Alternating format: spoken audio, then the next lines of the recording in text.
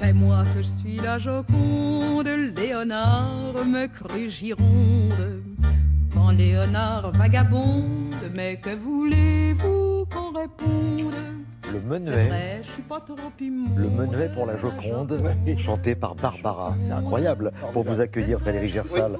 On va continuer et on va parler de ce génie italien qu'on croit connaître bien et dont on commémore le 500e anniversaire de la mort. On parle de Léonard de Vinci et l'occasion de redécouvrir le génie de la Renaissance. Alors tour à tour peintre, architecte, inventeur, sculpteur, enfin bref, il a tout fait.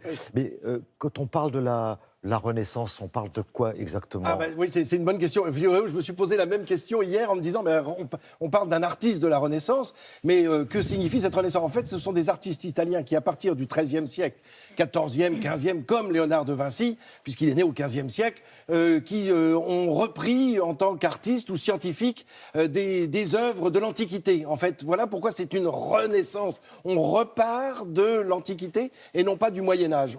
Comme si on sautait une page d'histoire. Alors, vous venez de voir le portrait, c'est presque le portrait typique de Léonard. Léonard au travail, Léonard qui n'a cessé de travailler.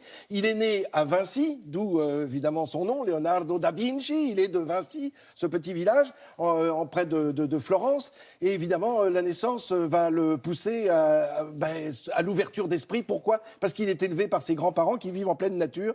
Et ça va lui donner envie d'aller vers... Il va essayer de comprendre les choses comme lui ont enseigné ses grands-parents. Donc tout ça va le fasciner. Et puis après, il va rentrer dans un tourbillon de créatifs, puisqu'il est à Florence, dans le giron de peintres et de sculpteurs. Et c'est là où il va donner libre cours à son génie. Alors, ce qui est intéressant, c'est qu'on fête le 500e anniversaire, mais c'est une fête quand même si c'est celui de sa disparition.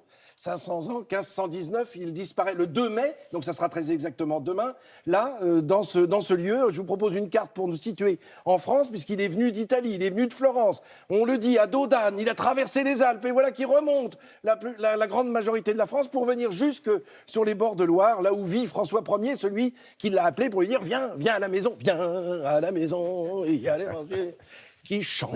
Et ce qui était la réalité. Un petit peu. Et du coup, il l'a installé. On vient de voir le château de Cloux, qui est juste en face d'Amboise. Cloux, qui veut dire clos, en fait. Le Cloux, Lucé, le clos, Lucé, c'est la lumière. C'est que là, tout va se passer pour ce peintre, ce sculpteur, ce dessinateur de génie. Et il va commencer à créer, puisque François Ier lui dit, du papier, des crayons, maintenant, t'as plus qu'à travailler tranquillement. En fait, il l'a fait venir pour qu'il soit libre. Il lui dit, François Ier, tu es libre de rêver, de penser et de travailler. Et c'est ce qu'il va faire sur les bords de Loire. C'est le mécène par excellence. Absolument, tout à fait. Et alors, déjà, les prédécesseurs de François Ier avaient frappé à sa porte en disant « Venez nous voir ». Alors, du coup, il va dessiner. Mais il va créer des choses incroyables. Il va créer des mobiles, des chars d'assaut, des hélicoptères, un avion, enfin, l'ancêtre de l'avion.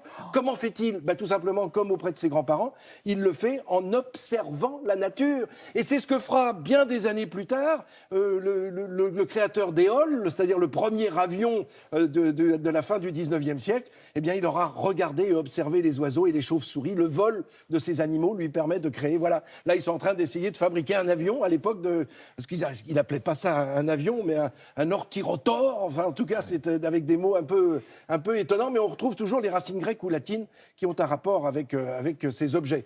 Alors, c'est aussi, quand il traverse les Alpes, il le traverse, paraît-il, à Dodane, avec dans ses sacoches un tableau qu'on connaît bien aujourd'hui, que le monde entier nous envie, c'est la Joconde, qui se transporte là dans ses sacoches. C'est incroyable. Alors le voilà en train de réaliser cette œuvre. Et c'est évidemment, quand il l'apporte, quand il meurt, il le confie à François Ier. C'est pas la seule œuvre qu'il a. Il y a aussi la scène, un des célèbres tableaux de Léonard. Là, il présente la Joconde à François Ier. On le voit au château d'Amboise ou à Cloux en face. Et puis, du coup, ça va rester en France. Ça va être accroché figurez-vous que la Joconde va être accrochée dans la salle de bain de François Ier, puis de Napoléon, bien plus tard, comme tableau, juste pour. Et puis aujourd'hui, c'est le monde entier qui défile au Louvre pour venir voir ce chef-d'œuvre qui est, je le rappelle, peint sur une planche de bois et non pas, ce n'est pas une toile.